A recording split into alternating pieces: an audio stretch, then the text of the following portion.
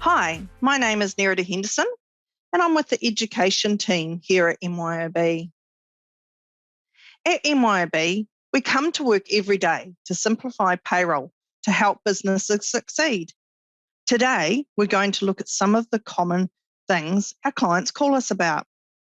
These are how to pay leave in advance.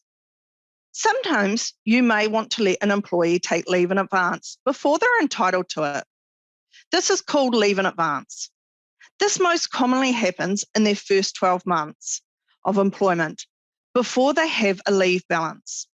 When an employee takes leave in advance, they'll usually go into a negative balance. This negative balance is deducted from their 4 weeks of leave the employee becomes entitled to on their anniversary date. It's a good idea to set out how much leave can be taken in advance in your employment agreement. It's also a good idea to have your employee agree in writing that an overpayment of annual leave can be deducted from their final pay.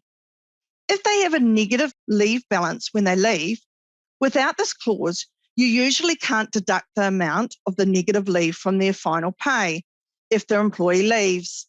The way that the annual leave rate is calculated and the way annual leave is paid out is the same as normal.